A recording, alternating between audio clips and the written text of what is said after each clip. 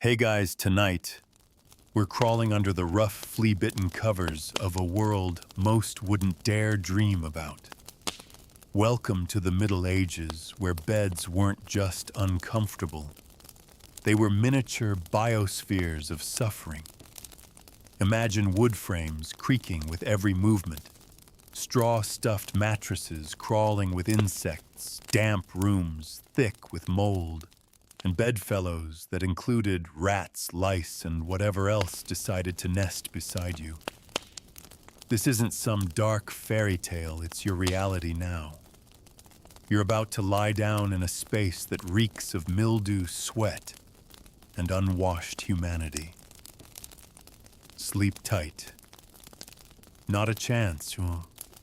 You probably won't survive this, so before you get comfortable, take a moment to like the video and subscribe, but only if you genuinely enjoy what I do here. And while you're at it, drop your location and local time in the comments. I love seeing where and when you're all listening from. Now dim the lights, maybe turn on a fan for that soft background hum, and let's ease into tonight's journey together. You're not a king. You're not a noble. You don't even have a mattress. You're just a tired, overworked peasant trudging back from the fields after 14 hours of grueling labor under a sky that doesn't care if you live or die. Your body aches, every joint, every muscle. Your hands are blistered.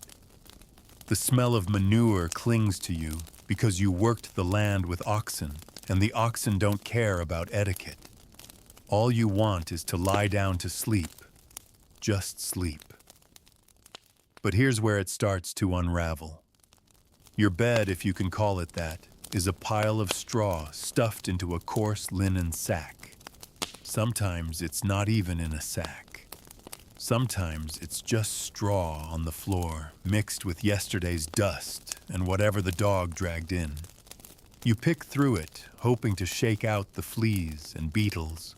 You fluff it, not because you think it will become soft, but because you're trying to dislodge whatever might be nesting inside. The cottage walls are damp stone and timber suck in the chill of the evening. Moisture clings to everything. You smell mold. It's always there. You've stopped noticing it the way you've stopped noticing the constant itch between your toes or the tickle of lice behind your ear. The thatched roof drips sometimes, especially when the rain's been hard, and you've learned to move your bedding depending on the leaks. Tonight, it's the far left corner. Drier, but closer to the chicken coop. You'll take it.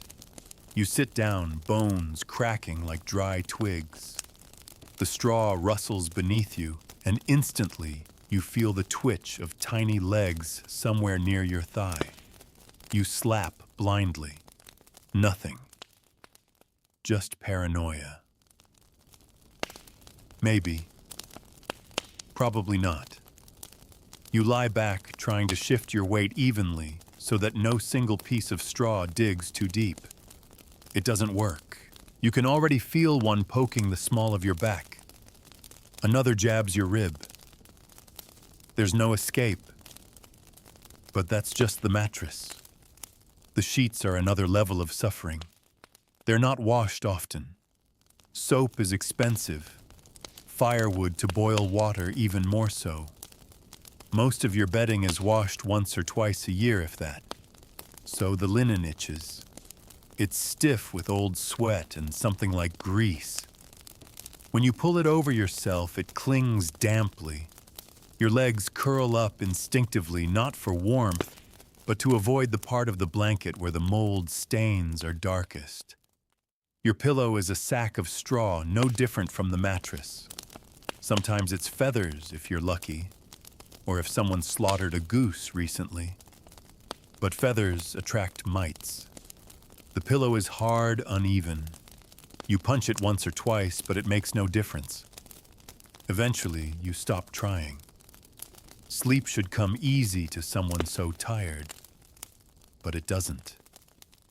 The cold is biting. You tuck your hands under your armpits, trying to trap some heat. Your feet are freezing. You rub them together like flintstones, but they're damp with sweat, and the blanket has gone cold and clammy.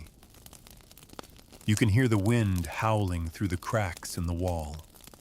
And then, the scratching.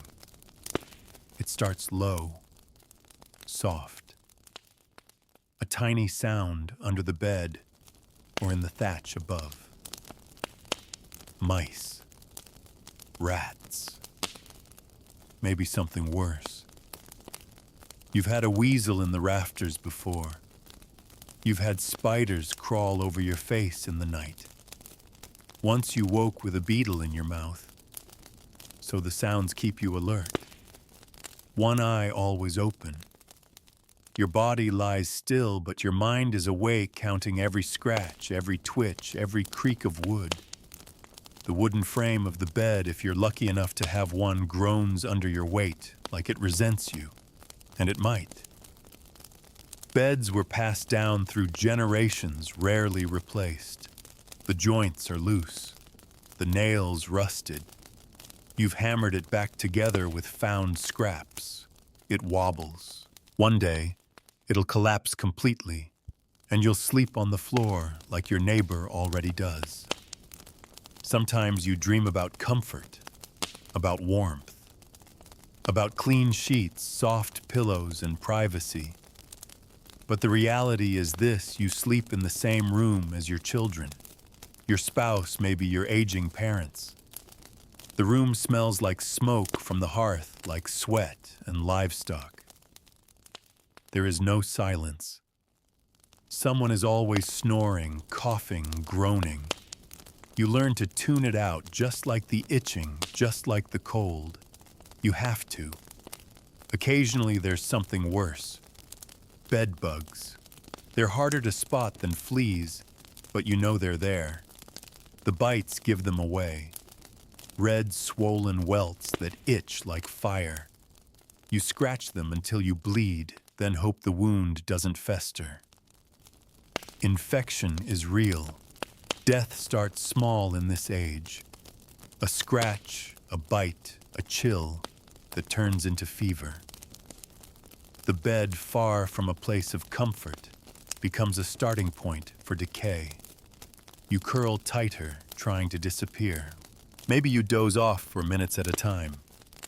Light sleep, never deep. There's no REM cycle here. No restful restoration. Just survival. Night after night. And then, as if by miracle or exhaustion, you do fall asleep. But it's not peace. Your dreams are fractured. You're running, or falling, or reliving the day's toil. You might talk in your sleep. You might cry out. No one cares. Everyone else is too deep in their own nightmares to notice. The bed doesn't protect you. It doesn't restore you. It barely contains you. And that right there is the medieval truth: you don't lie in bed. You endure it. The morning doesn't come with sunshine. It comes with noise. The rooster crows before dawn, and someone stirs in the shared room, a child coughing. Your spouse muttering a neighbor's foot, dragging across the packed dirt floor as they stumble toward the door to relieve themselves in the cold morning mist. There's no slow wake-up here, no luxurious stretch under warm sheets. You blink into the dimness, the air still heavy with the stale breath of the night before. You ache, not just from the work you've done, but from the bed itself. The mattress has left lines across your back where the straw gathered in lumps. Your hip is sore from pressing against the wooden plank beneath the sagging sack. You stretch your legs only to feel the familiar bite of something tiny and persistent. Another flea, maybe. Probably. Your skin is raw in places where scratching in your sleep opened up yesterday's bites. You shift again. Something crunches beneath your shoulder. A beetle, maybe. You don't even care enough to check. Rising from bed is an act of will. You throw off the linen stiff with dried sweat, and the cold punches your skin. You pull your tunic over your head, rough wool, not much better than the blanket, and stomp your feet to force blood back into your toes. You scan the bedding out of habit, looking for new infestations. The straw needs changing. It should be changed monthly, but you don't always have the time. Or the straw. You remember a time once when the mattress was new, when the straw still smelled faintly of summer fields. That was years ago. Now it's more dust than stalks, and the scent is musty, moldy. The edges are black with damp where the floor seeps during rainstorms. You tried elevating the bed once with bricks or leftover planks, but it made little difference. The walls weep in this place. So does the ceiling. And sometimes, so do you. You bend to shake out the bedding, not because you think it'll help, but because you have to do something. The fleas jump, disturbed. You slap at one on your wrist and leave a smear. The sheet has faint brown spots from crushed lice. You try not to notice anymore. In wealthier houses, you've heard the beds are built high. 4-poster canopies with curtains, feather mattresses, and embroidered pillows. You imagine what it must feel like to lie in one soft, warm, clean, maybe even perfumed. Some are stuffed with goose down, others with wool carded and layered for softness. You've never seen one yourself, of course, only heard about them from travelers or priests who spent time in abbeys. To you, they might as well be myth. For nobles, beds are a statement. They're heirlooms. Carved oak inlaid with ivory or gold draped in silk and tapestries. Some even have warming pans filled with hot coals slid between the sheets before bed. You once tried to replicate it. Put a clay pot with embers beneath the blanket. You scorched the cloth and nearly burned the cottage down. That was the end of experimentation. But even for the wealthy, the beds are not sanctuaries. Lice don't care about class. Fleas infest even the finest silks.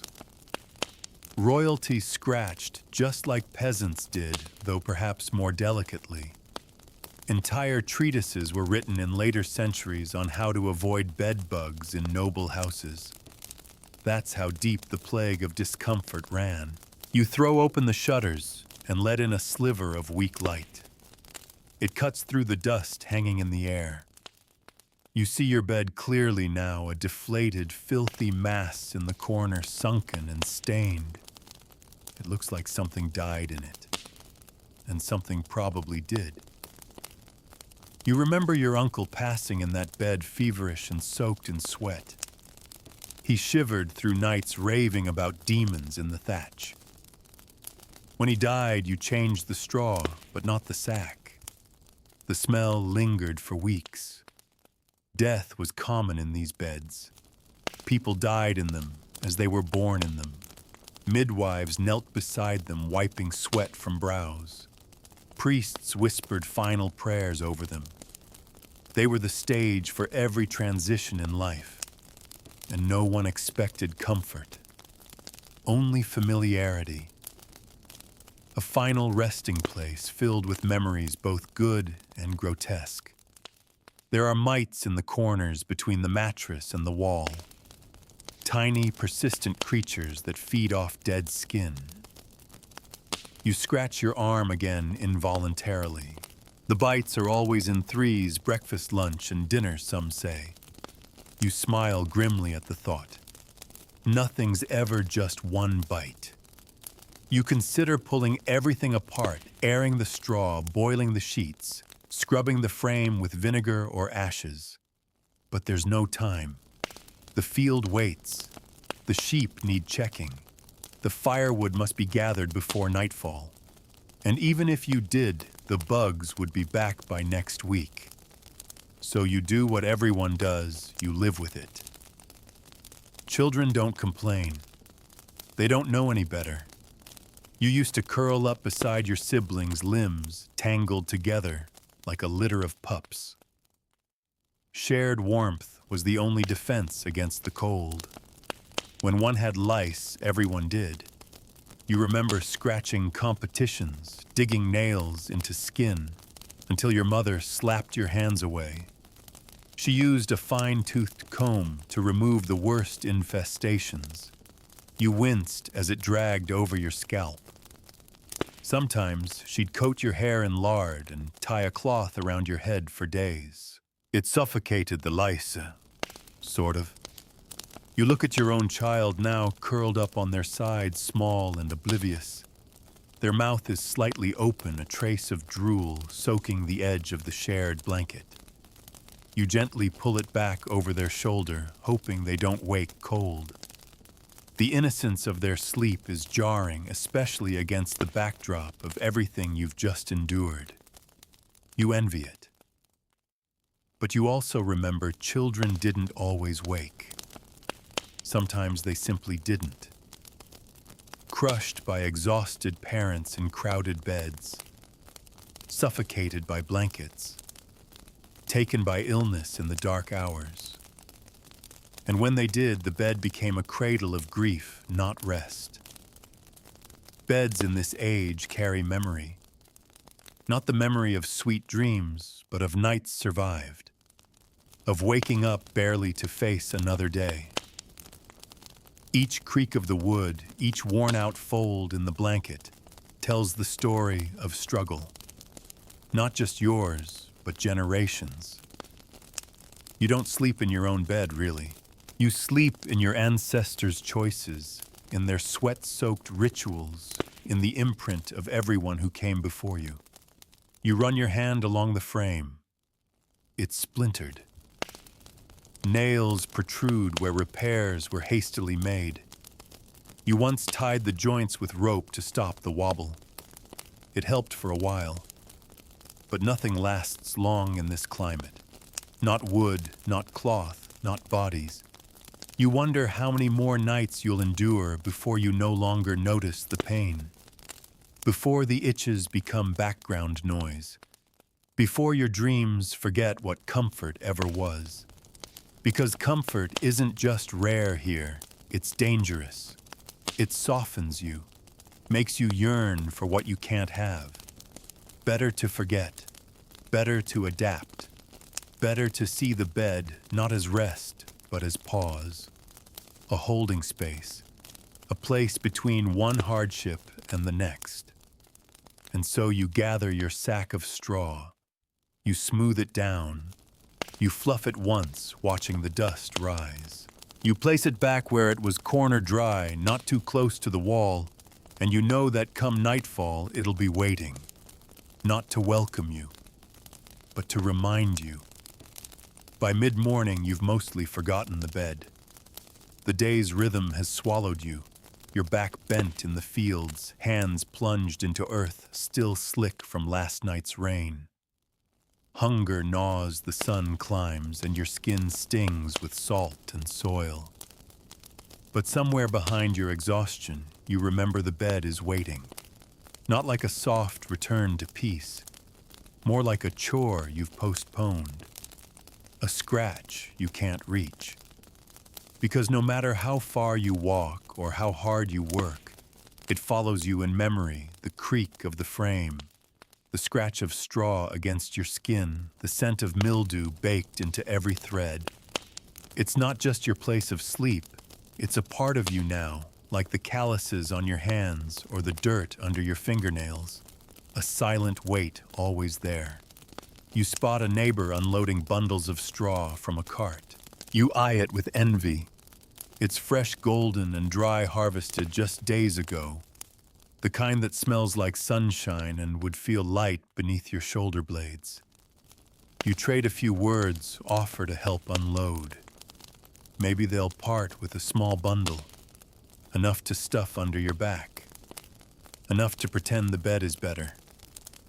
They offer a fistful and you thank them. It's not much, but it's something. By dusk, your body protests every movement. You drag yourself back through the village. Smoke curls from chimneys. Dogs bark half-heartedly. And the closer you get to your cottage, the stronger the knowledge settles time to return to that wretched thing you call a bed.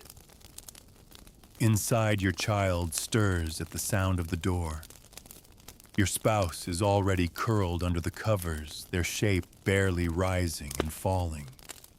You quietly change into your nightclothes, just another tunic, this one slightly less soiled, and you kneel beside the sack. You open it. The old straw sighs as if it too is weary. You add the fresh handful, mixing it with what's already there. The scent is faint but distinct. For a moment you inhale something not entirely foul. You shake the sack and fluff it gently, hoping to redistribute the weight. The movement sends specks of dust into the air. You cough once and wave them away. Then you ease yourself onto it. It's marginally better, just enough to lull you into thinking it might not be a completely miserable night. But the old straw fights back. One sharp stalk jabs your shoulder blade. Another pokes behind your knee. Still, you let yourself relax. Because this is it. This is all you get. Tonight you try not to think about the lice, but your scalp itches within minutes. You scratch discreetly, trying not to wake anyone. Your spouse shifts beside you, muttering something incoherent. One of the children snores softly. A dog barks outside. The fire in the hearth pops once, then settles into low embers. Shadows flicker across the wall, and your eyes adjust to the dark. This is what darkness means in the medieval world: total surrender. There's no electric hum, no passing cars, only the sound of your own breath and the creak of timber above you. Darkness wraps around your bed like a second blanket, colder than the first. You lie still, staring at the underside of the thatched roof, and your thoughts start to wander. Not because you're relaxed, but because the discomfort is constant and familiar. Your mind floats to rumors you've heard about monasteries where monks sleep on stone floors as penance. About saints who never used beds at all, who wrapped themselves in hair shirts and slept upright in corners, fasting and weeping for their sins. You wonder if they were holier or just too poor to afford a mattress. Some nights you think about the nobility again. They say lords and ladies have beds so high they need stools to climb into them, that they sleep on bolsters of velvet stuffed with down so fine it slips through cloth like mist, that they lie with rose-scented sachets tucked under their pillows and servants to warm their slippers in the morning. You imagine what that must feel like, sinking to a surface so soft it holds your body like water. Sheets clean and smooth, pillows that cradle your neck, a canopy above not to keep out cold, but to filter morning light through silk.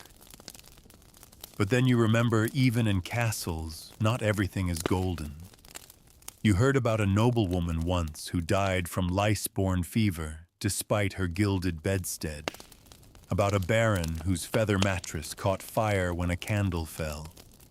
That luxury still rots. Mice still chew through silk. Bedbugs still burrow deep no matter how expensive the fabric. It comforts you a little. Misery, it seems, is democratic. Back in your own bed, you try not to move too much.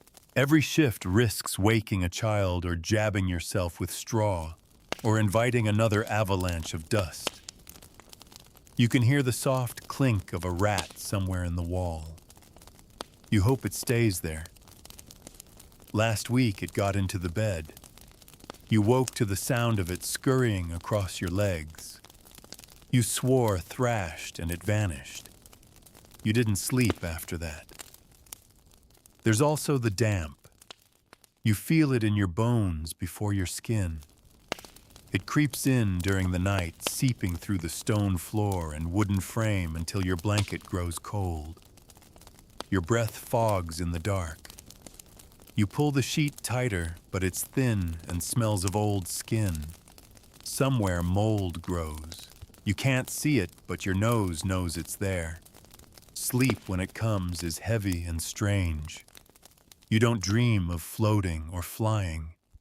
You dream of carrying things, baskets, stones, children. Your body never stops. Even in sleep, it toils. You wake unsure if you've rested at all. And in these moments, half awake, half asleep, you understand something that isn't written in any book. The bed in your world is not a place of comfort. It's a measure of resilience. It marks your threshold of tolerance. It's the borderland between waking struggle and unconscious survival. You reach over and touch your child's back, still warm, still breathing. You smile faintly despite the bitter cold, despite the crawl of something on your leg, because you're still here, still in it, still enduring. And that is the only comfort your bed will ever offer. It doesn't welcome you. It simply allows you to return. The seasons change, but your bed stays the same. In summer, the heat turns your straw mattress into a furnace. You lie atop it, slick with sweat, the sheets clinging like a second skin made of damp cloth and regret. Fleas thrive in the warmth, breeding faster, biting more. The straw turns sour faster, too damp from your own perspiration. It ferments beneath you until it smells like an animal stall. You try airing it out, dragging the sack outside, flipping it in the sun. But the breeze carries dust, the chickens peck at it, and by nightfall, you're still sleeping in a musty nest of discomfort. In winter, the same bed becomes a trap for cold. The straw compresses with each night's weight, offering less insulation as the weeks drag on. The damp deepens. You layer everything: 2 tunics, a cloak, a patchwork blanket riddled with moth holes, and still your teeth chatter. You curl tighter. Your joints ache, frozen in their sockets. You press your feet to your spouse's legs for warmth, and they grunt, half asleep, half annoyed. There's no central hearth in the bedroom. The fire's in the main room, and its heat barely reaches you. Sometimes you drag your bedding closer to it and fall asleep beside the embers, but in the morning, the ash has settled in your hair. Your nights stretch into endurance trials. You stop calling it sleep. You call it lying still. You call it waiting for the dark to pass. The mattress creaks like a warning every time you shift. The wood underneath groans. The legs wobble. Once one collapsed entirely. You propped it up with a stone and a prayer. But it's not just physical discomfort that makes medieval sleep so miserable. It's the fear. Because sleep is vulnerable. And in this age, vulnerability is dangerous. People die in their beds from more than just illness. There are stories whispered over hearths of bandits sneaking into cottages at night, slitting throats while families slept, stealing what little food or coin they had. Of fires sparked by wind-blown embers or overturned candles consuming entire thatched homes, while the occupants still dreamed. Of demons, some said, or spirits that sat on your chest and stole your breath. You've heard these tales.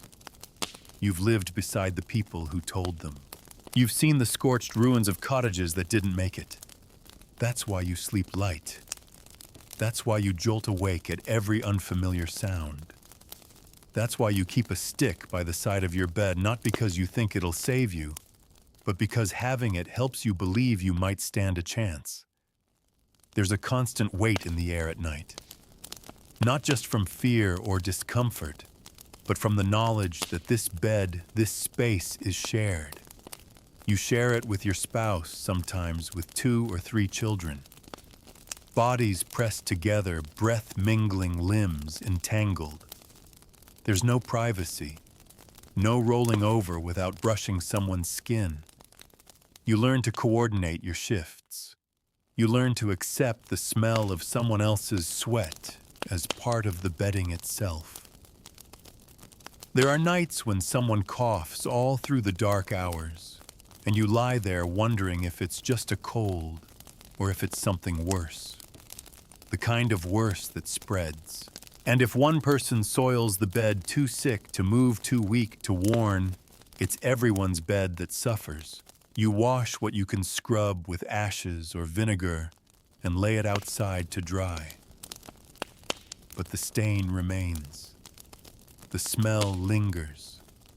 The memory clings like a damp cloth across the mind. You remember when your cousin stayed over once years ago.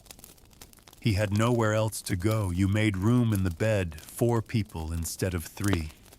That was the week the lice spread. Your scalp itched so fiercely you bled behind your ears. You doused your head with vinegar. You shaved part of your hair in frustration. The rest you coated in pig fat and tied in cloth for 3 days. It worked mostly, but the smell of lard haunted your pillow for weeks. You once heard of someone burning their mattress, entirely tossing it onto the bonfire, watching the bugs scatter like embers. But replacing straw isn't free. Linen isn't free. Even the sack itself costs days of labor. You'd rather suffer than start over, and so you patch. You mend. You endure. Sometimes in moments of strange clarity, you realize your bed is alive. Not metaphorically, literally. It breathes, it hosts, it consumes. It has colonies of life crawling beneath its surface, mites, fleas, maybe a mouse. You've caught them chewing holes in the corners of the sack, nesting in the warmth of your body. Once you crushed one in your sleep. You woke to the feeling of something soft and warm beneath your thigh, blood and fur, and a tiny broken shape. You stared at it for a long time before getting up to clean. The floorboards beneath the bed aren't much better. Cracks wide enough to swallow a coin. Spiders crawl up from the gaps. You've stuffed them with cloth, swept them clean, cursed at them, but still they gape open like the mouth of something waiting. There's no escaping the bed's hunger. Every night you offer it yourself. You don't even know what true comfort feels like. You've never slept in a feather bed. You've never sunk into a mattress so soft it cradles your spine. You've never known the scent of clean linen washed in lavender or dried in the wind. Your dreams of such things are abstract. They come in flashes, tales from travelers, illustrations from old texts, glimpses of something impossible. But even if you were given such a bed, would you trust it? Would you know how to lie still without itching? Would you know how to sleep without bracing yourself against cold or fear or pain? Or would your body reject it, muscles too tense, skin too conditioned to discomfort, mind too alert for danger? This is what your bed has taught you. Sleep is not the opposite of wakefulness. It is a form of submission. A nightly act of surrender despite knowing how unforgiving the bed will be. And so you crawl in night after night. You lie on mold and mites. You pull a sour blanket to your chin. You close your eyes against flickering shadows. And you try earnestly, helplessly, to find rest where there is none. Because this is your life, this is your bed, and comfort is a story someone else gets to tell. Sometimes as you lie there, in the cold silence of another endless medieval night, your mind drifts toward the bizarre rituals people have come to embrace just to survive their beds. You've heard whispers from neighbors, strange tricks passed down from mothers and grandmothers, old wisdom, not written in books, but etched in memory and desperation. Things like stuffing dried herbs into the straw to ward off pests. Lavender, if they could get it more often, wormwood rosemary, or crushed mint, cheap, pungent plants, believed to scare off bugs, and perhaps, if lucky, dull the smell of mold. You tried it once, stuffing in dried rosemary from a traveling peddler's satchel. It didn't work, not really. The bugs still came. But for a few days at least, it smelled like hope. Some households burn bundles of dried sage or mugwort beside their beds before sleep. Not for comfort, nothing so modern as aromatherapy, but for cleansing. For pushing back what they fear lurks in the corners, spirits, illness, bad dreams. The smoke curls through rafters, stings eyes, and leaves a bitter film on every surface, including the bedding itself. You've inhaled it before lying in the dark afterward, eyes watering, telling yourself the ghosts would stay away now. Superstition has grown like moss across the bed frame. A woman once told you to place a knife beneath your mattress to ward off night terrors. Another swore by tying red thread around the bedposts to protect against witches who crawl through keyholes at midnight. You don't believe it. Not entirely. But sometimes in the cold silence after a nightmare, you find yourself groping beneath the mattress just to check that the blade is still there. Then there's the bed prayers mumbled by candlelight or whispered into pillows. Not the formal kind, those spoken in Latin by priests in stone churches, but the desperate kind, keep us safe. Let us wake, spare the baby. This cough, it's a form of communion with the dark, an acknowledgement that every night you close your eyes, you gamble, and all the while the bed remains the same. Crude, infested, unforgiving. The straw inside the mattress sack shifts with every movement, becoming increasingly uneven over time. You've tried layering it with cloth, old tunics, too worn to wear linen scraps, too threadbare to mend, but they bunch beneath you, adding wrinkles and new pressure points. You shift constantly, chasing some magic angle that will make your spine stop aching. It never comes. Your back stiffens with every passing night. You know people who can no longer stand fully upright. You've seen them shuffle through the village bent like question marks.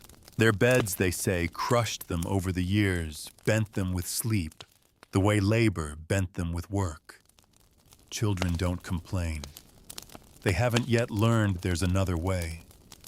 They fall asleep, curled into whatever shape the bed allows. But you've watched them twitch, scratch, cry out in their sleep. You've seen their bites in the morning, the angry red lines where bugs feasted in the dark. One child developed boils from the bites, raw, oozing wounds that wouldn't close for weeks. You boiled cloths, made poultices, prayed over his pillow. The bed remained silent, indifferent. There is no such thing as sleeping alone either. Privacy is a fantasy. Space is a myth. Beds are shared not just by family, but by guests, friends, cousins passing through. A traveler from another village might end up wedged beside you, snoring against your shoulder. Hospitality demands it. There is no guest room, no spare mattress, just a corner of the sack and half a blanket. And with every new body comes a new risk. More lice, more mites, more illness. But saying no is worse than the discomfort. To deny someone a space in your bed is to shame them, to suggest they are unclean. So you share always. You make room. You brace yourself. The more people in the bed, the hotter it gets, which should be a blessing in winter, but it becomes its own punishment. Skin sticks to skin. Sweat soaks into the shared linens. The smell becomes unbearable. You long for space, for distance, for a breath of cool air. But you say nothing, because they're suffering too, and there's nowhere else to go. You've seen what sleep looks like when there's no bed at all. Laborers sleeping in barns on hay. Shepherds curling under cloaks in wet grass beside their flocks. Orphans huddled in churchyards, curled like leaves breathing frost. Even beggars who've traded stories for space in stables. They sleep in fear of hoof and heel in the shadows of snorting beasts. Compared to them, you are lucky. That's what you remind yourself night after night. You have a roof, a wall to press your back against something dry, mostly to lie on. Even if the bugs bite, even if your dreams are shallow, even if you wake feeling more tired than when you lay down. Some of the wealthier villagers have moved beyond straw. Wool-stuffed mattresses, even rarely feather beds. You've heard about those from merchants. A feather bed, they say, conforms to your body. It lifts and holds you. It doesn't scratch. It breathes. But the feathers must be replaced when they rot or mat together. Mites live in the down. And if a feather escapes the seams, it pricks you worse than straw ever could. Even wealth cannot buy a perfect night's sleep. It buys you different problems. So you wonder, is there such a thing as true rest in this world? And then one night something unusual happens. You wake and you feel still. The straw has shifted just right. The air isn't cold. No one is snoring. The bugs must be sleeping too for once. You lie there, eyes open, heart calm. And in that rare moment you realize something odd. You have adapted. Your body has accepted the harshness. Your mind has surrendered. This bed, this pile of mold and straw and sorrow, it has become your sanctuary somehow. Not because it's good, but because it's yours. And that's the strange thing about survival in the medieval world. You don't wait for comfort. You don't dream of better. You just learn to hurt quietly and call it sleep. You remember the first time you truly understood that your bed could kill you. Not with a dagger or fire, but slowly creeping death disguised as rest. It was the winter your mother took ill. She had always been strong, one of those women who could balance a pot on her head, carry a child on her hip, and still tend the goats without pause. But something crept into her chest that year, something thick and wet, a cough that never left, and the bed became her prison. She lay there day and night, curled under every blanket you could find, but the cold never left her. The mattress was damp, the air sour. She shivered even when the fire blazed, and her breath rattled like loose stones in a cup.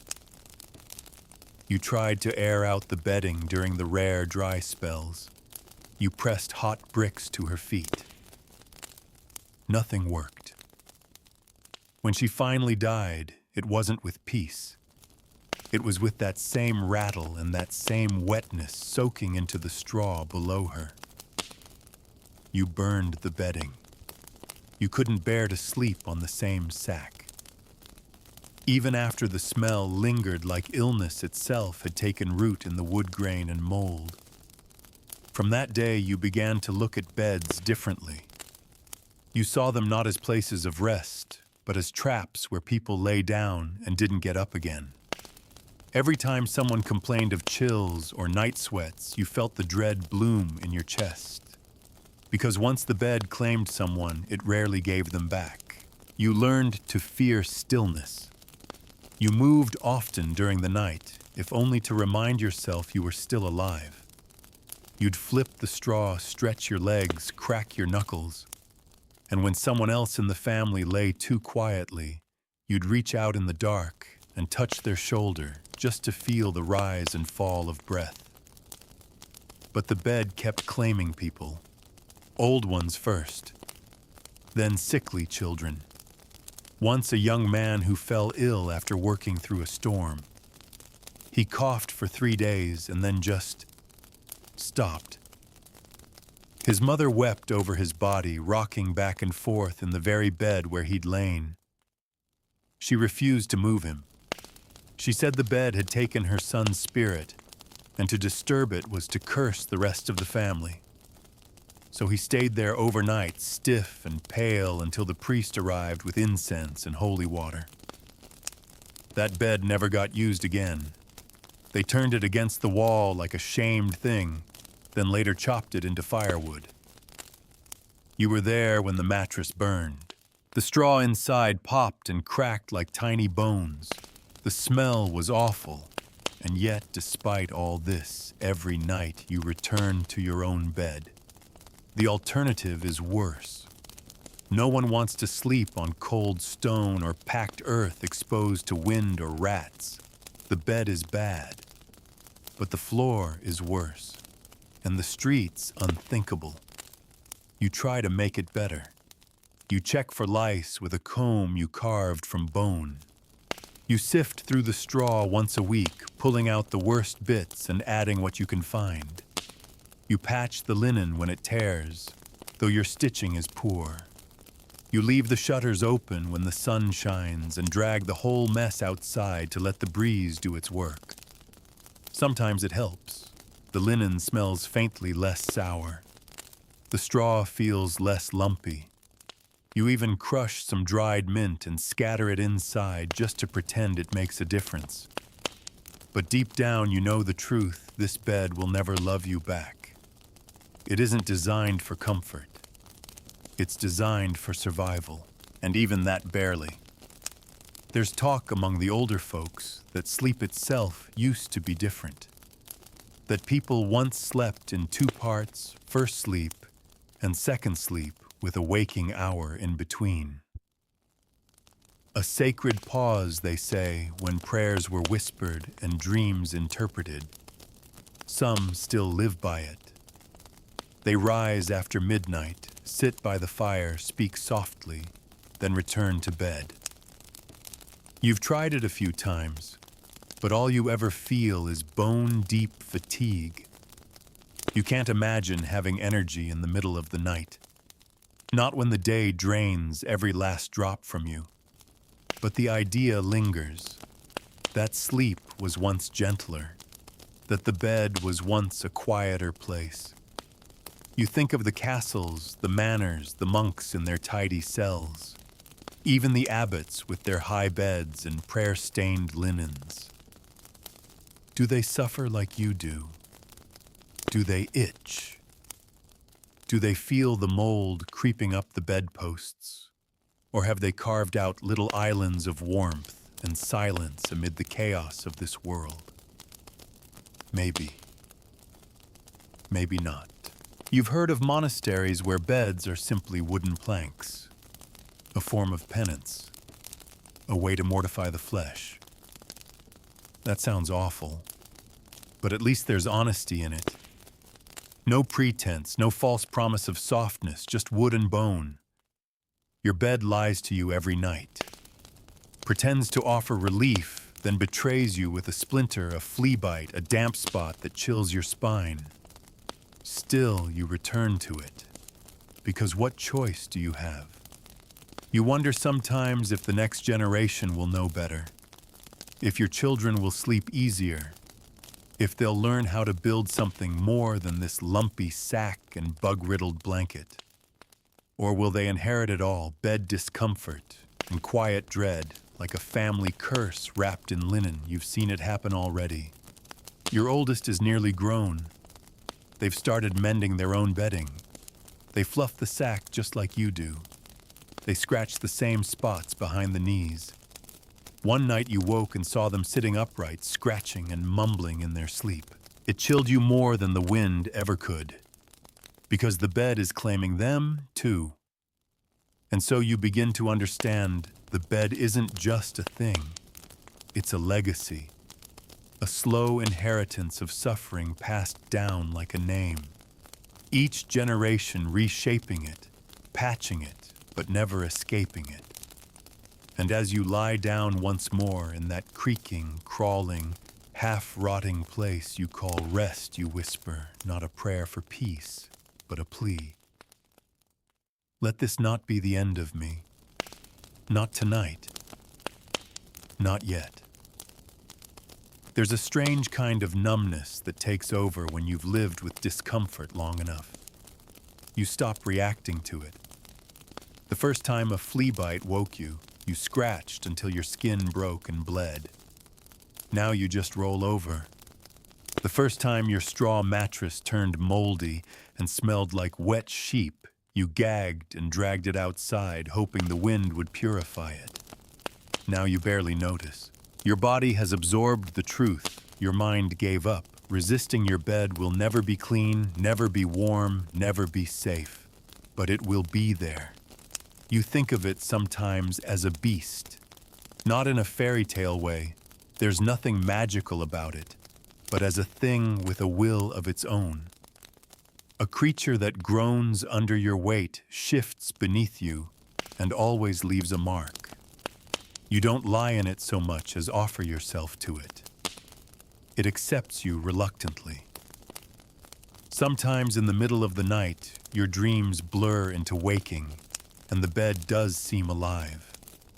The straw shifts on its own, the sack breathes with you. You see faces in the folds of the linen. You hear voices in the creak of wood, like the whispers of everyone who ever died here. They say nothing clear, just the same moaning wind and thump of your own heartbeat. And yet, in a twisted way, the bed gives you something. Not comfort, not rest, but rhythm. A routine of misery so consistent, so predictable, that it becomes a kind of anchor. No matter what the day brings, hail, hunger, hard labor, you know where it ends. Right there. In that same sagging corner beneath the window that doesn't shut properly under the blanket, that smells faintly of mildew and smoke. There are nights when the weather turns so bitter, even your teeth chatter in your sleep. You wake to find your toes numb, your fingers stiff. You curl tighter, but it doesn't help. You've heard of people freezing to death in their sleep.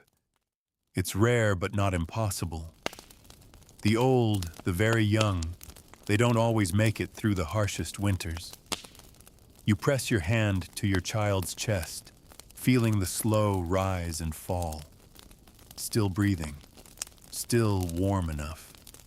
You curl closer and let the scratchy blanket pull tighter around you both, ignoring the itch and the smell. The straw mattress isn't just uncomfortable, it's dangerous. Old straw molds quickly, especially in damp climates. Spores rise with every movement, settle into your lungs, your sinuses. You wake coughing some mornings not from illness, but from breathing in your own bed. You've known men whose lungs rotted from years of this. They blamed the weather, but you've seen the black bloom in the bottom of the mattress sack. You've touched it with your own fingers, soft, spongy, alive.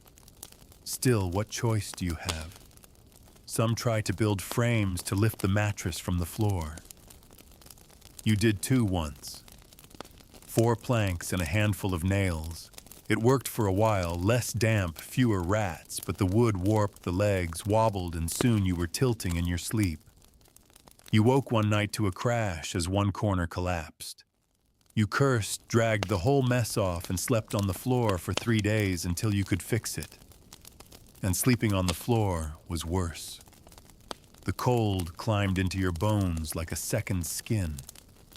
You heard everything, every mouse, every footstep outside. The floor made your bed look like luxury. You never tried it again. Sometimes you wonder what it must be like to sleep without fear. To lie down and not worry about what you'll wake up to or whether you'll wake up at all. The thought is so foreign, it feels absurd. Peaceful sleep is for saints and kings, for those born with silks and guards and goose-feather pillows. Not for you. For you, sleep is a battleground, and the bed is the terrain. When illness comes, the bed becomes something else entirely. A prison, a coffin in waiting.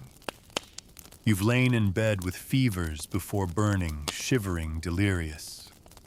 The mattress sucks the sweat from your skin and keeps it until the straw inside becomes sodden heavy. You shift constantly, trying to find a dry patch, but there's none. The sheet clings like wet paper. The pillow stinks of your breath. And in your worst moments, you wonder, will I die here like my mother? It's not just sickness, injuries too. You once twisted your ankle in the field and spent 3 days in bed, unable to walk. The mattress didn't help. It offered no support, no relief. Your back stiffened, your hip bruised from where it pressed against the floor beneath. You emerged from that rest more sore than before. The irony is cruel. Your only place of supposed healing makes you worse. But the strangest part, perhaps, is that you begin to love it anyway.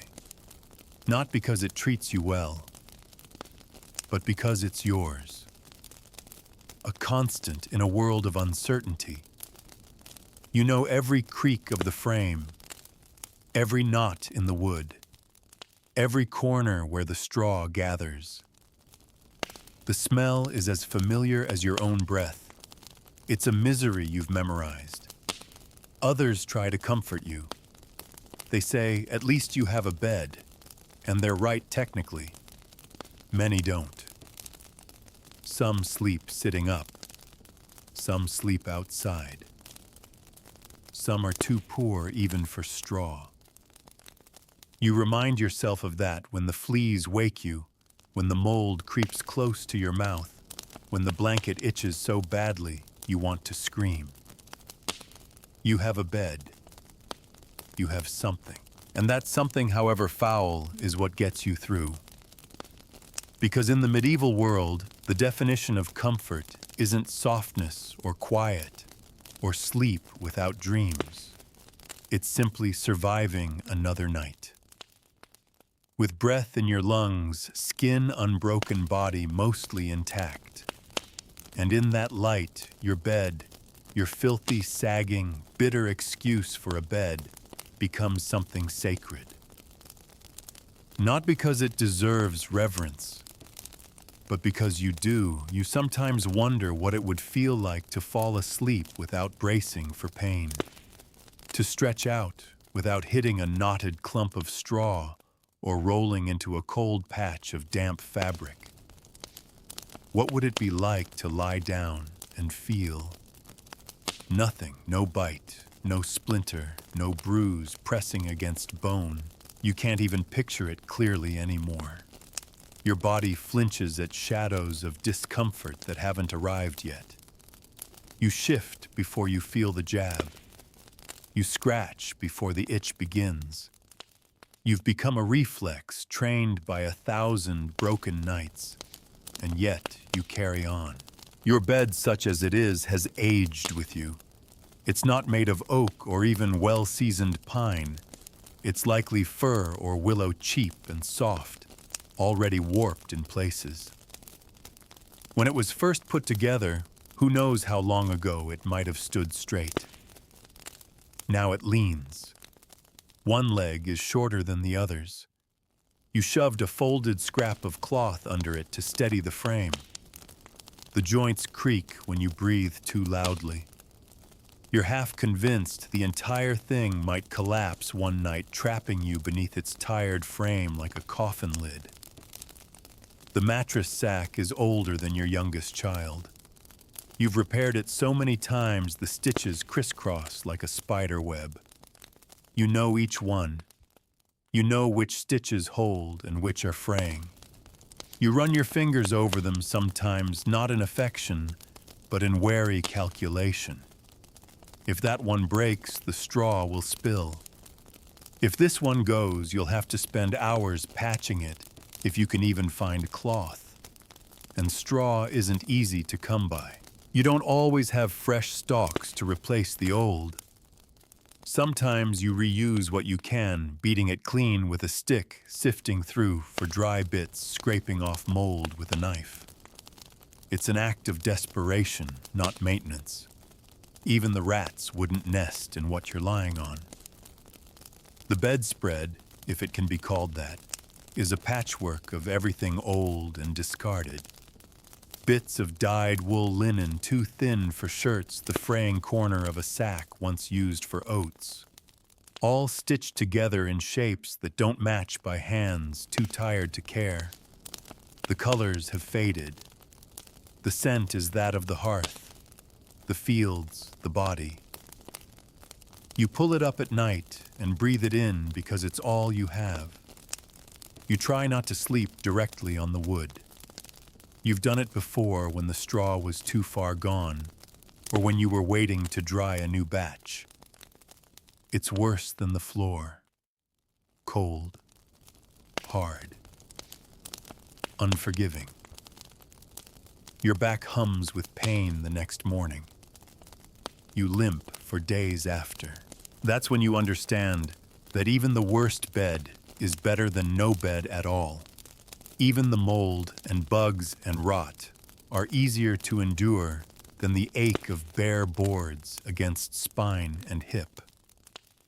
You've watched the seasons change through that tiny crooked window beside your bed. In summer, sunlight creeps in early and fills the air with dust. The warmth tricks you into thinking sleep might be easier. But the fleas multiply faster in heat. You wake with a line of bites across your stomach, your back, your neck. You've found them in your eyebrows. You've found them in your ears. In winter, that same window becomes your enemy. The draft whistles through the cracks in the frame, sliding like fingers beneath your blanket. Your breath rises in white clouds. You pull the covers higher, bundle yourself like a corpse, and try to trick your body into forgetting the cold. But it never does. Not really. Sometimes, though, there's a strange comfort in the routine. You know what the night will bring.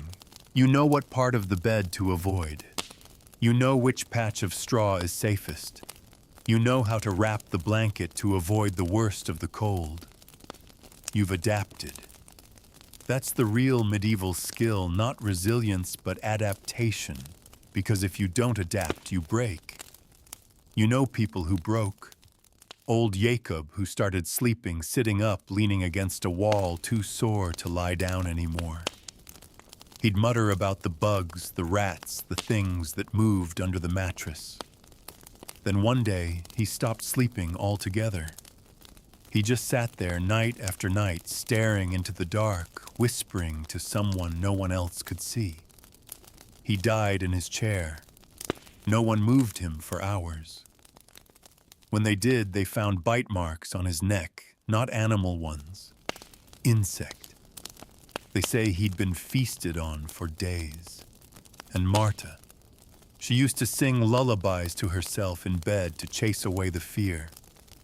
You heard her voice floating out into the night, soft and trembling. But her mattress caught fire one night, a candle knocked over by the wind. The straw went up fast. By the time anyone reached her, the fire had done its work. All that was left was the iron bed frame and a curl of smoke. That smell never left your nose. You try not to think of those stories. But you do every night, when the wind howls and the bed creaks and the straw rustles beneath you. You press your hand to your chest, feeling your heart beat, proof you're still here. You pull the blanket tighter, knowing it won't warm you. And you turn your head just enough to hear the breath of your child beside you. Shallow but steady, still alive, still breathing. That's all a bed gives you in the end, a place to count the living, and sometimes a place to remember the dead. You'd laugh if it didn't hurt, because the idea of a good night's sleep is a joke in your world, a cruel, impossible phrase. Sleep is not good. Sleep is not restful. Sleep is not even sleep, it's just time passing. Your body losing the fight to stay awake. You close your eyes anyway. Because what else is there to do? This is your rest. This is your reward. A sack of straw. A crawling, creaking, moldy monument to human endurance. And still somehow, you thank it. Not because you love it, but because it hasn't killed you. Yet. There are nights when sleep doesn't come at all. You lie there with your eyes open in the dark, staring into the ceiling's shadowed thatch, your mind more awake than your aching body. The straw beneath you crackles every time you shift. The blanket, damp with the night's chill, clings to your legs like wet leaves. Someone snores across the room.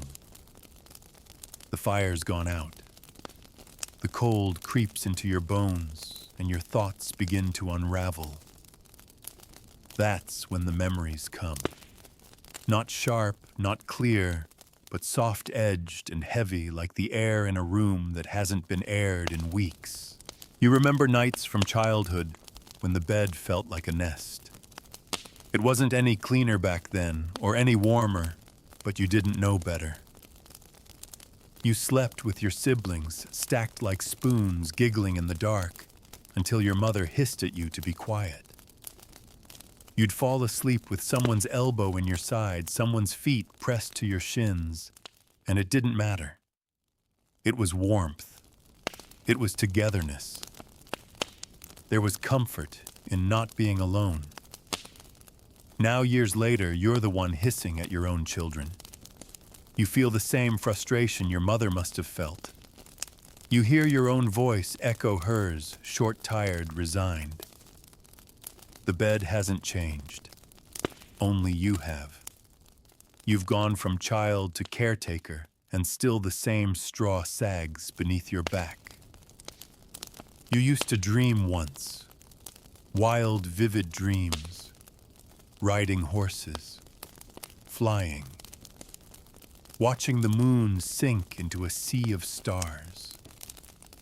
Now your dreams, when they come at all, are muted. You dream of walking, of labor, of lifting things. Dreams so dull they feel like work.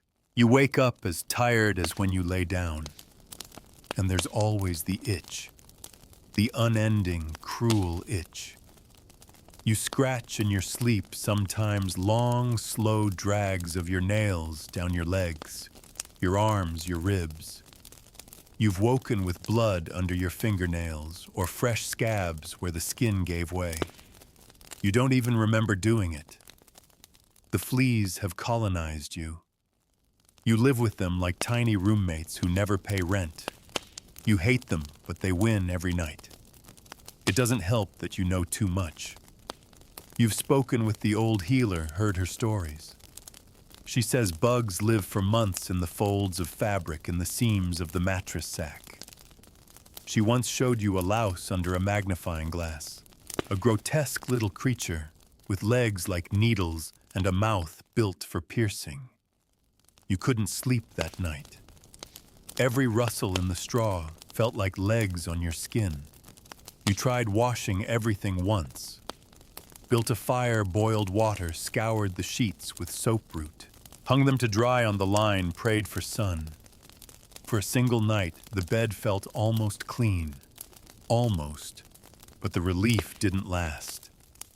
The bugs returned. The damp crept back in. The straw still molded. The illusion cracked like old plaster. And then there are the nights of dread. The ones that come without warning. You're exhausted beyond exhaustion, and yet your mind refuses to let go. You lie still, eyes closed, body aching for sleep, and nothing happens. The world is quiet, but inside you it roars. What if someone breaks in? What if the roof gives way? What if that cough your child has is something worse?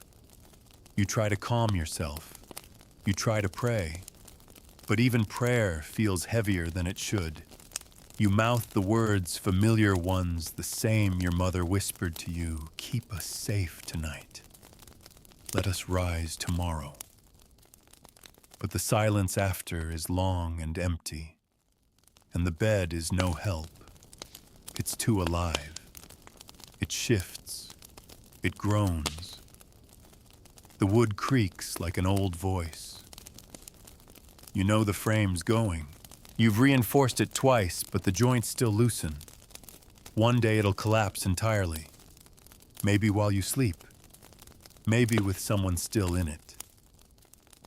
You think of that too, of the family down the road who woke one morning to find their grandmother trapped beneath the fallen frame. She hadn't cried out. They said she died quietly. You've told yourself you'd rebuild the bed, tear it apart, start fresh.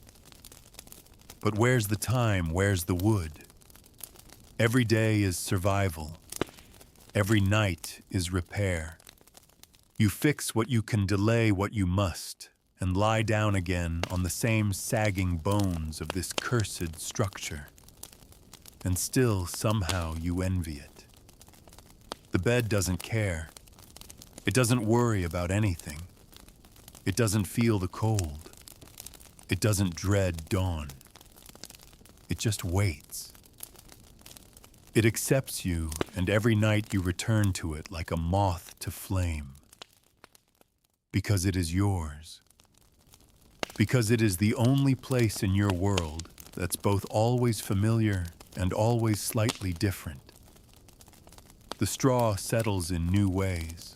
The chill strikes different spots. The bugs migrate across your body like nomads of the dark. You've become part of the bed in a way. Your sweat has soaked it.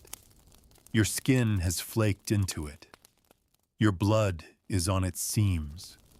You wonder how many nights you'll lie here before the bed claims more of you than the world outside ever did. Some nights when sleep finally does take you, it's not restful. It's more like sinking, like being pulled downward into a soft, rank grave. You don't resist it. You just let it happen.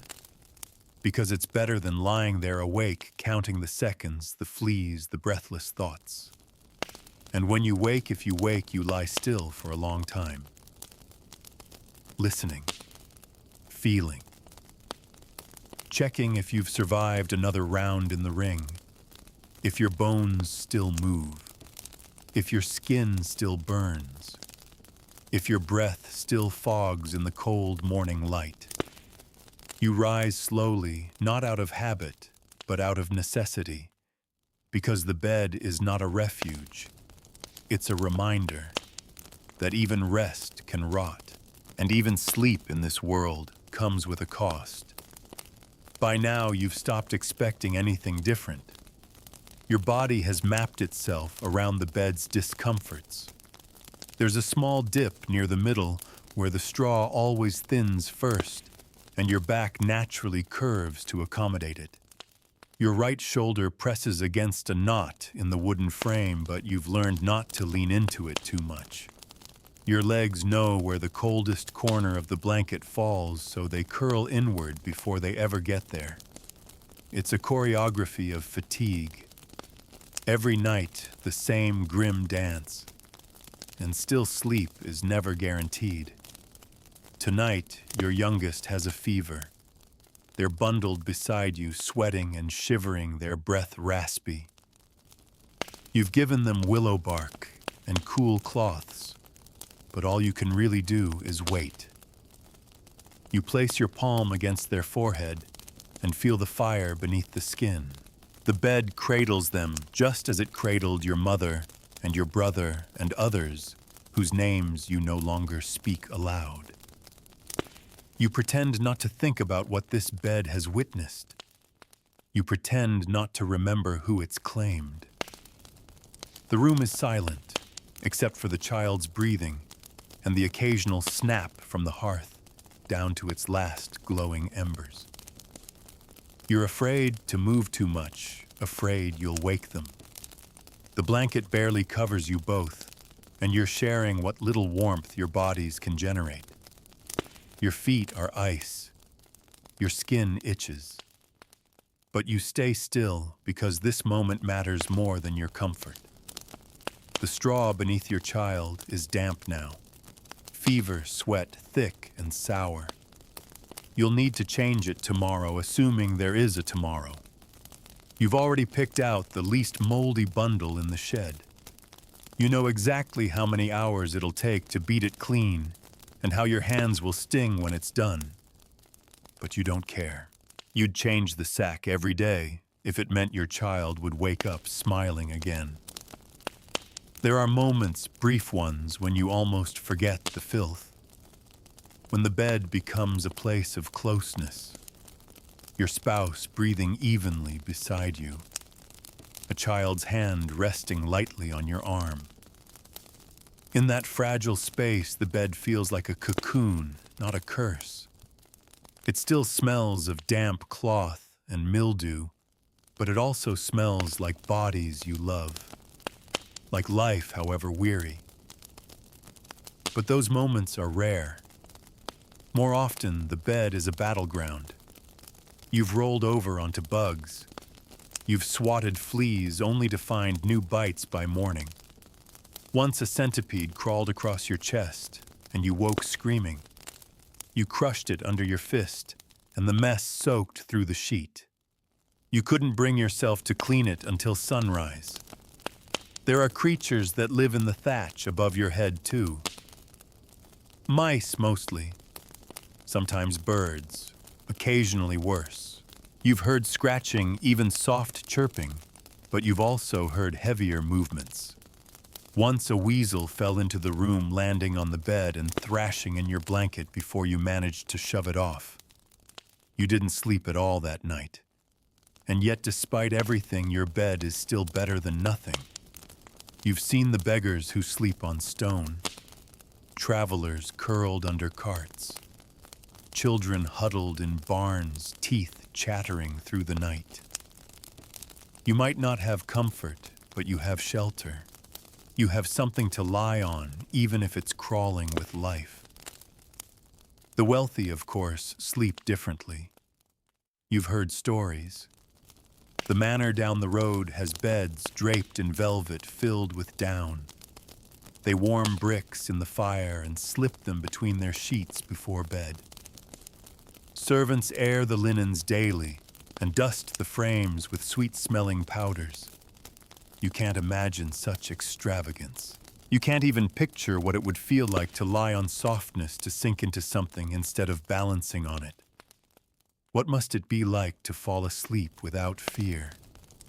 But then again, even the nobility aren't immune. You know that. You've heard of lice in the robes of kings, of queens who bathed in rosewater, yet scratched their scalps raw. A bed might cost a fortune, but it doesn't make you invincible. You wonder sometimes what the bed will be like when you're old, if you make it that far. Will your bones tolerate this straw and wood? Will you sleep in the same spot until you mold into it? Will you lose the ability to rise from it on your own? You've seen it happen. The old don't so much sleep in their beds as dissolve into them. And then when they die, the bed becomes part of the mourning. People gather around it. The priest blesses it. The body is laid out upon it, washed and dressed and wrapped in linen before being taken to the church. And then the bed is scrubbed or burned or turned to the wall in silence. Another cycle begins. Another body eventually lies down in its place. Sometimes you think about your own death. Will it happen here? In this sack of straw beneath this sagging roof? Will you close your eyes one night just like any other and simply not open them again? You don't fear death, not exactly. You fear dying slowly. You fear being trapped in this bed, feverish and helpless, while the mold creeps closer and the fleas feast one last time. And yet, if you could choose where to die, it would still be here. Not because it's comfortable, not because it's clean, but because it's yours. Because it has held your body through every stage of exhaustion, through every shiver, every prayer, every nightmare. Because it's seen all of you, the aching, the bleeding, the laughing, the weeping. And maybe that counts for something. The bed doesn't care about your suffering, but it bears witness to it. And in a world like this one that might be the closest thing to love you'll ever get, morning breaks slowly through the cracks in the shutter, not with golden light, but with a dull gray haze that barely warms the room. You blink against the cold, your body stiff, your arms pinned beneath the blanket, and a child who's rolled halfway on top of you. Your first instinct is to stretch, but you know better. Stretching leads to pain. The straw has shifted again, and the ache in your lower back tells you it did so hours ago. You didn't sleep, not really. You simply faded in and out of discomfort until daylight forced you to rise. You lift yourself slowly, careful not to wake the child. Your joints pop. You've slept in a twisted position again, hip awkwardly tucked, neck cranked sideways. You feel older than you are. Some mornings you wake and wonder if you aged a year overnight. The bed doesn't just rob you of sleep, it robs you of youth. You reach up to rub your eyes, then scratch at your scalp. The lice are back. Not that they ever left. The bedding is wet again. You touch the mattress sack and feel the weight of moisture pressed into the straw. Whether it's from sweat, a leaking wall, or the child's accident, you're not sure. It doesn't matter. You'll have to drag it outside and flip it. Again. You already know there's no dry straw left in the shed. You glance toward the window and calculate the weather. It hasn't rained yet, but the air is heavy, the clouds low and yellowed. If you move quickly, you might get the bedding into the wind before the downpour begins. But the thought of lifting that heavy, soggy thing makes your knees throb. Still, you go through the motions. Outside, you beat the mattress sack with a stick. Straw and dust puff out in little clouds. You feel a prick of embarrassment even though no one is watching. You're not the only one with filth in your bed, but shame clings just as tightly as mildew. You flip it, prop it on a fence post, and watch the steam rise as the weak morning sun tries to do its work. Back inside the bed is reduced to its bare frame a warped wooden skeleton. You see it clearly now, the way it leans the cracks along the rails, the rusted nails sticking out where they shouldn't. You wonder how many more nights it will last before collapsing entirely. You've reinforced it with twine, replaced slats with scrap wood, shoved bricks beneath the posts. You've postponed its death a dozen times. But you know its days are numbered. You also know you'll probably be the one to die before it does. Still, there's something about seeing it like this, exposed and ugly, that makes you pause. It's not just a place to sleep. It's been a cradle, a sickbed, a deathbed. It's where your children were born. It's where you and your spouse have argued and held each other and whispered things you wouldn't say in daylight. It's where you laid through sickness, where you healed, where you didn't. You suddenly remember your wedding night, the nervous laughter, the awkward silence, the way the bed creaked beneath unfamiliar movements. You remember thinking, this is it, not out of disappointment, but out of stunned reality. You had imagined something softer, cleaner, more private. Instead, it was this same lumpy sack in this same crooked corner with the same smell of mildew and smoke. And yet that night is still yours, just like the others. There's no separating memory from this bed. It's soaked up every version of you, and it's the same for others. You've seen neighbors carry out their beds on stretchers to dump them, so infested, so spoiled they can't even salvage the wood. You've watched them burn the straw in their yards, shaking their heads while bugs leapt from the flames. And then they start over new sack, new straw, same misery. You wonder what it must be like to sleep in a place that's new, fresh, unfamiliar. To lie down in a room that doesn't smell like your past. Would it feel liberating or would it feel wrong? Because despite all the filth, there's comfort in familiarity. The mold is yours. The creaks are yours. The stains, the holes, the worn patches, they belong to you. And that's something the wealthy, for all their down and velvet, will never understand. Their bedding changes with the seasons. Their linens are washed weekly. Their mattresses are replaced before they wear through. But nothing of them remains in their beds. You, on the other hand, have left a part of yourself behind every night. You think of your children again. One day they'll build their own beds. They'll gather straw stitch sacks, hammer together frames from scavenged wood. Maybe you'll help.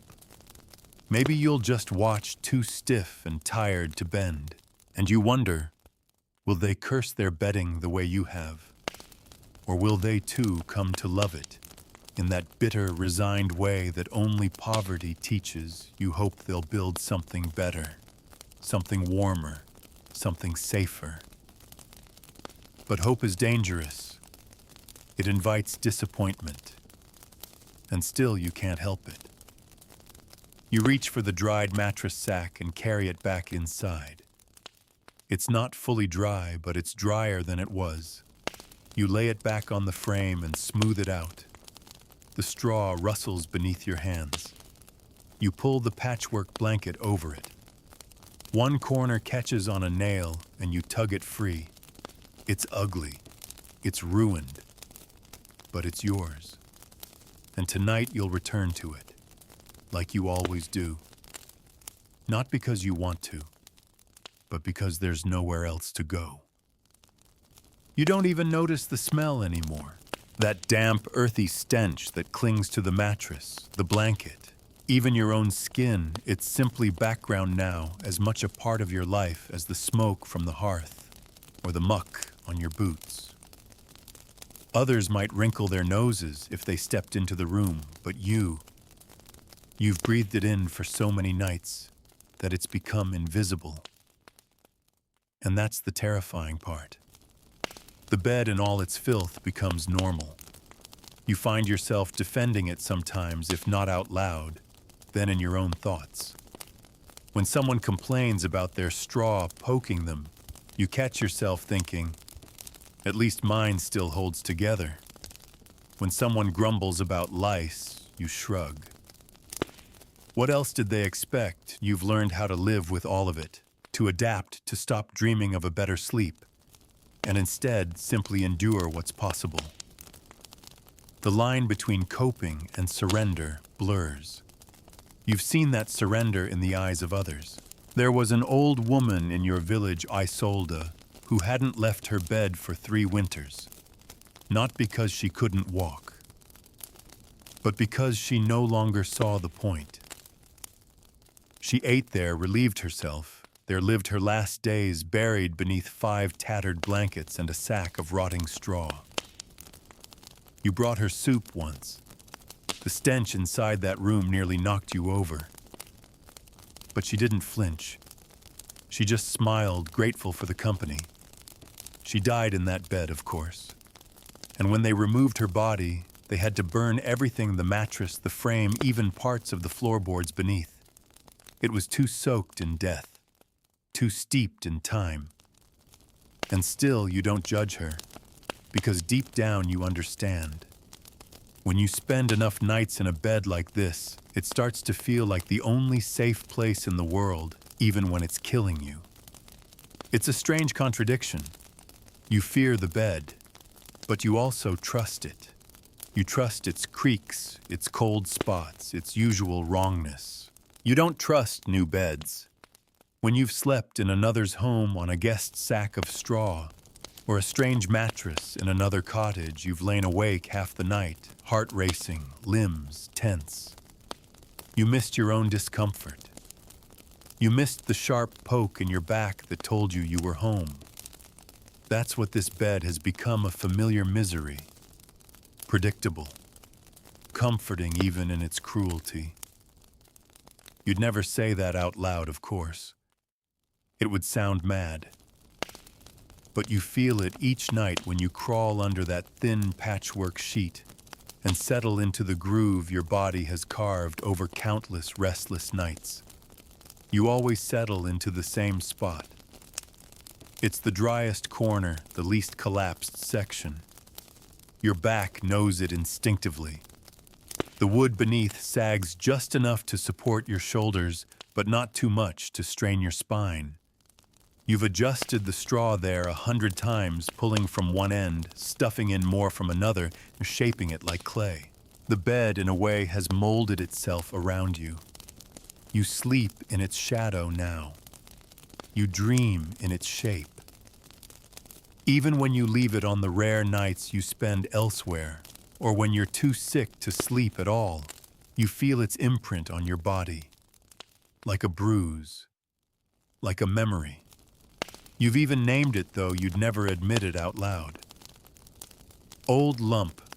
It's half joke, half superstition. You mutter to it sometimes when you lie down. Not tonight, lump, you whisper. Let me sleep. You know it can't hear you. But the ritual matters. It feels like asking permission, like acknowledging the power it holds over your night. And power it does have. Because in this world, the bed is more than a place to sleep. It's a mirror. It reflects who you are, how you live, what you can bear.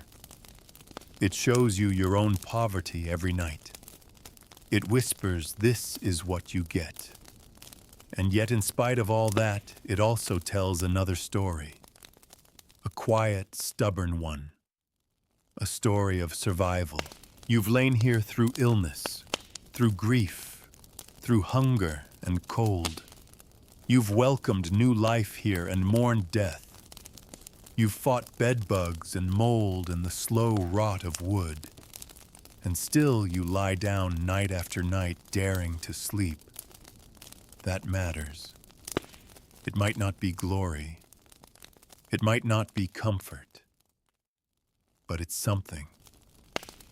Some nights when the wind is quiet and the house is still, you lie with your eyes open and think about what it means to keep sleeping in a world like this. Not just to survive, but to lie down knowing what waits for you and to do it anyway. It's not courage exactly. It's not stupidity either. It's something in between. Maybe that's all anyone ever has. And maybe that's enough. You shift beneath the covers, feel the straw crinkle, hear the mattress groan. A flea bites your ankle. Your fingers find the patch behind your knee that always itches. Your shoulders sag into the wood. The blanket barely covers your chest. But you close your eyes because you have a bed. Because the world outside is worse. Because even if it doesn't love you back, your bed has not let you go. Not yet. There's something deeply humbling about lying awake in the dark, wrapped in threadbare cloth, and realizing that the most intimate space in your world is also the most unforgiving. Your bed knows you better than anyone. It knows your weight the way your hips press deeper than your shoulders. It knows your nightly twists, the spots you avoid, the ones you nestle into without thinking. It has absorbed your sweat, your tears, your blood, your breath. And unlike any person in your life, it never leaves. But it also never forgives. You don't talk about your bed with others. Not in detail. It's not that there's shame in its filth, though there is, if you're honest, but that everyone already knows. Everyone's bed is a version of yours. Some are worse, some slightly better. But none are clean, none are soft, and none are sacred. There's a kind of silent agreement in the village beds are not for bragging. You don't describe the stains or compare who has more fleas. You just nod when someone says, "Didn't sleep well last night." It doesn't need more explanation. But sometimes you wonder, what if it did? What if people told the truth? What if they said, "I dreamed of choking and woke to a rat chewing a hole in the blanket"? What if they admitted, "I don't remember what it feels like to sleep without pain"? What if they confessed, "My bed is making me sick, but I have nowhere else to lie down"? The silence is not just social, it's protective. Naming the bed's misery out loud gives it more power. So you keep it tucked inside with the rest of the night's aches. Even when you clean, the silence stays. Today you've decided to scrub. Not because the bed deserves it, but because you've reached your limit. The itching is worse. The stench is heavier. So you haul the bedding out again, dragging the sack across the floor. You're not even mad, just tired. You empty the straw. What spills out is no longer golden. It's gray, black in places, sticky. Mold has taken over. You knew it was bad, but not this bad. You don't even bother sorting. You dump it all into the fire pit and watch it burn. The smell is thick, choking. Your eyes water. The smoke curls into the sky, filled with the ghosts of hundreds of nights. You sit on a stool while it burns, sack in your lap needle and thread in hand. You patch again, new squares over old ones, each stitch a small act of resistance. You hum to yourself, not because you're happy, but because it keeps your mind from drifting to what you're stitching back together. When the sack is whole, you refill it with fresher straw. Not new, there's never truly new straw, but newer, drier. You beat it clean as best you can, swatting it with a branch until your arms ache. Then you bring it inside and rebuild the bed. It's a ritual now, like tending a wound, like repairing your dignity. The mattress looks the same, but it feels different, slightly. Enough to trick you into hope. You smooth the blanket over it and sit. The straw rustles with less complaint. The smell is more hay than mildew for now. Tonight you'll lie down again. You'll find the spot your body remembers.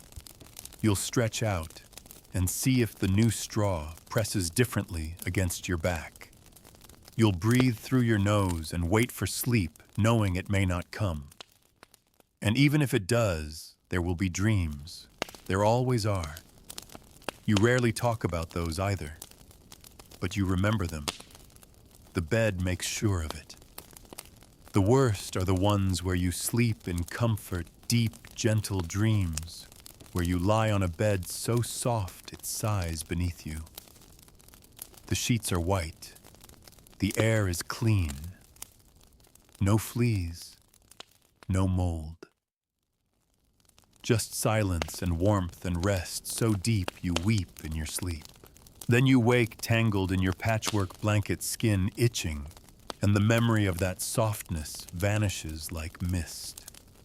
You open your eyes to a ceiling made of warped boards and shadows.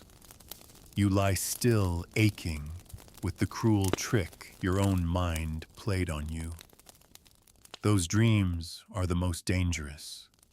They remind you that better exists, and you can't afford to know that. Not here. Not now. You've learned not to hope for better sleep.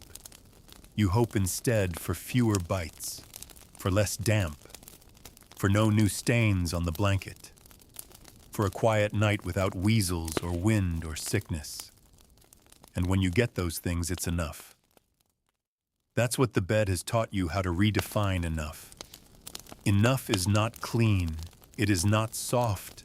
Enough is dry-ish, bite-free, unbroken, briefly warm. Enough is surviving the night without waking to blood on your skin or tear in your throat. And if you can do that, if you can lie down, endure, and rise again, you've won something. Maybe not comfort, but endurance. And in a world that punishes the weak, endurance is everything. You lie down again. The bed groans. You scratch your leg. You close your eyes. And you begin again.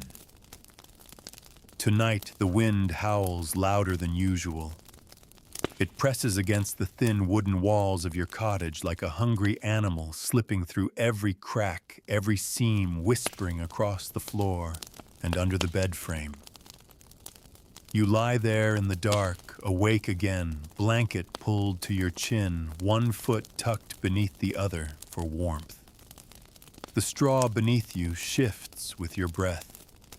You can feel the cool air threading up through the mattress, as though the ground itself wants a piece of you. You try to sleep, but your body remembers too much. The bruised spot on your hip where the slats poke up. The sharp edge where a rusted nail tore a corner of the sack. The sweet, sour scent of mold blooming in the night. You turn just slightly, and the bed creaks in protest. Your spouse shifts beside you, murmuring something lost to sleep. A child whimpers softly from the other side of the room, then quiets again. You hold your breath, waiting to see if they'll cry out. They don't. Not this time. You exhale slowly. Quiet is rare. You don't want to disturb it. The moonlight seeps through the window, now casting faint silver shapes on the floor. You stare at them while your mind churns. You think about what tomorrow will bring: more labor, more cold, more aching muscles and sore feet. And another night, just like this one, waiting at the end of it. Another truce to broker with the same mattress that never quite forgives and never truly yields. You wonder what would happen if you just didn't lie down, if you stayed up, refused to crawl into this cradled misery. Would the bed miss you? Would it sink a little without your weight, sigh in disappointment, crave your shape? You almost laugh. The bed doesn't miss. It doesn't care.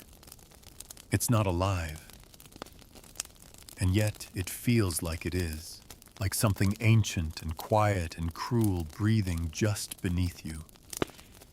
You try to shift your thoughts elsewhere, to the beds you've seen in the church, the painted tomb effigies of saints and noblemen lying in eternal slumber, chiseled in stone atop carved beds. No lice, no straw, no biting cold. Just cold, unmoving peace.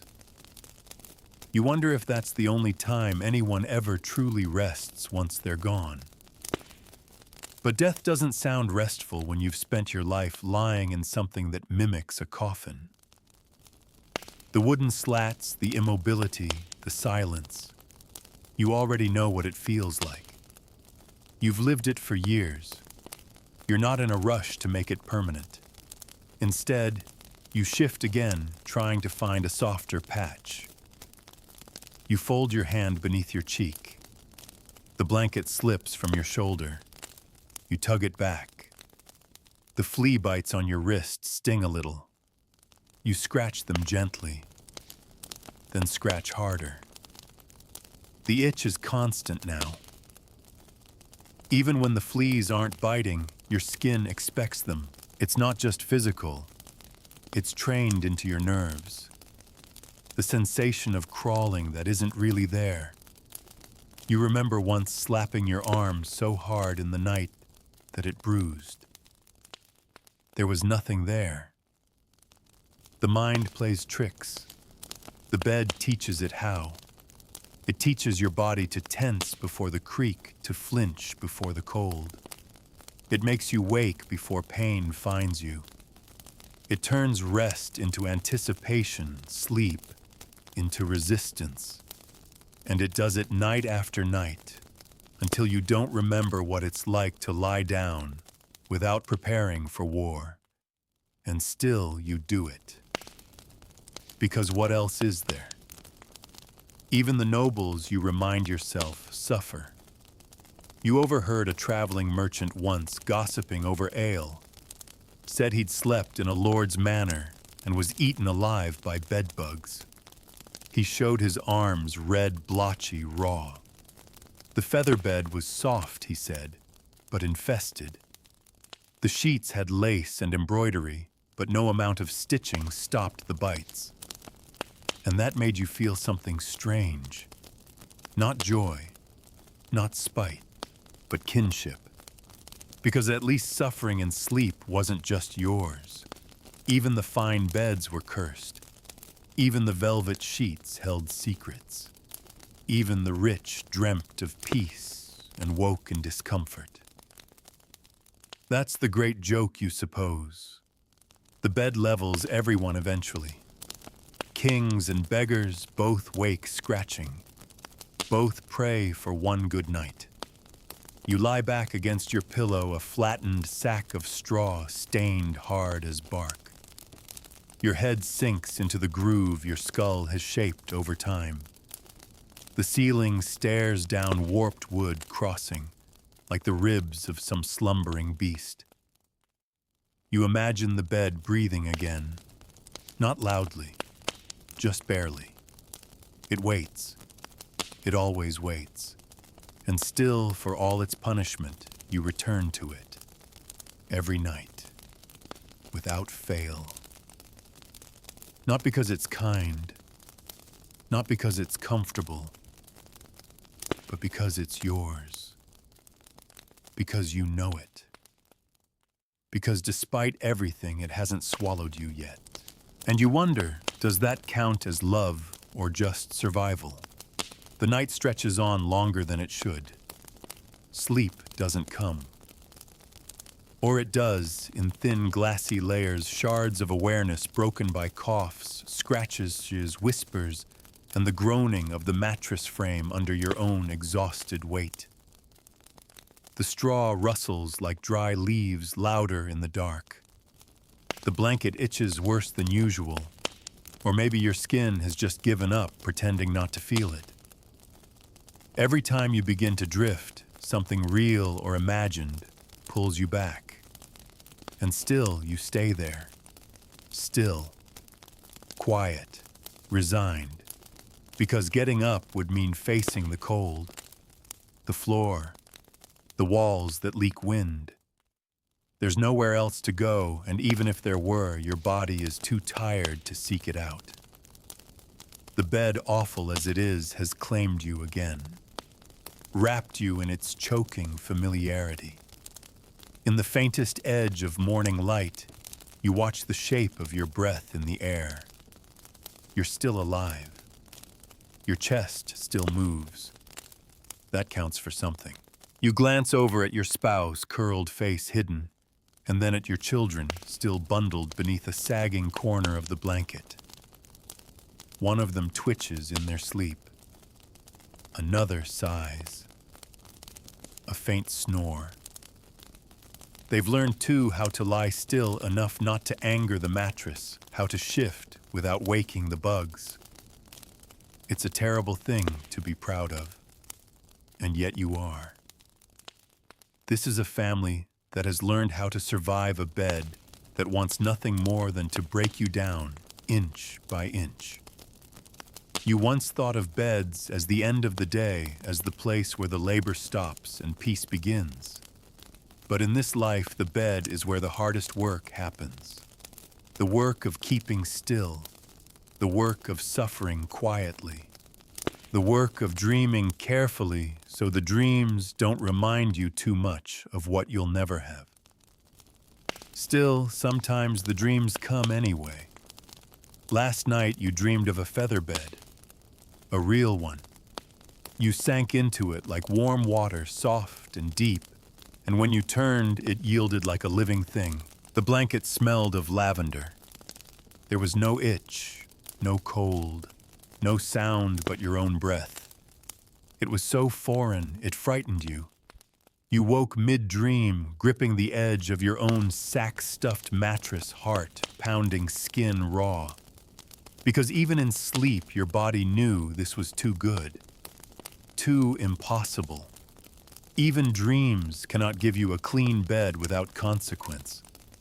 So you go on each night a repetition, each morning a triumph, not of rest, but of endurance.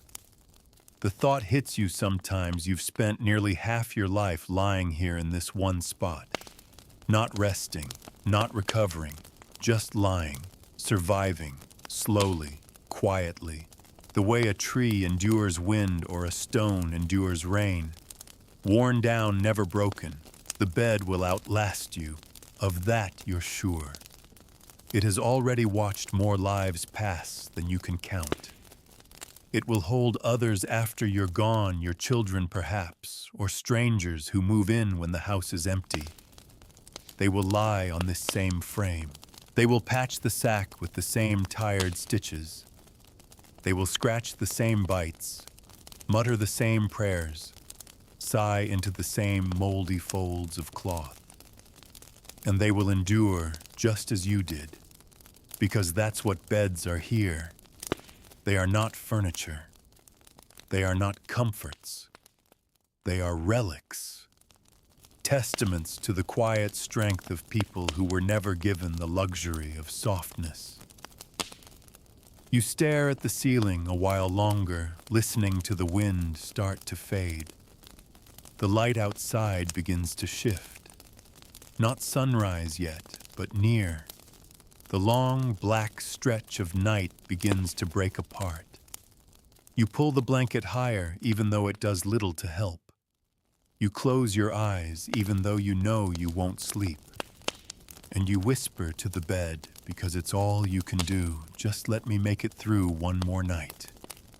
And somehow you do again. And now, as our story settles and the world of moldy straw and sleepless nights begins to fade into the quiet of your room, take one last deep breath. Let the cold, damp corners of the medieval cottage drift further and further away. The wind against the stone walls, the creaking of the bed frame, the itch of flea bites under linen leave them behind. They belong to another time, another body, not yours. Right now in your own bed, whatever it's made of, wherever it rests. You are not lying in straw. You are not sharing your blanket with lice or pressing your back against a broken beam. You are still. You are safe. And even if today was hard, even if your body is sore or your thoughts won't quite settle, remember that the night is yours to rest. No nails sticking out from the frame. No biting wind under the door. No rats in the thatch. Just your breath. Just the hum of the room. The rhythm of your chest rising and falling. The soft hush of comfort. You made it through the darkness. Not just in the story, but here, now. And that counts. Let your muscles unclench. Let your hands soften. Let your eyes close if they haven't already. There's no mold in your blanket, no weasels in your ceiling, only quiet, only sleep. And if you do dream tonight, may it be gentle, may your bed be soft, and may the night finally truly give you rest.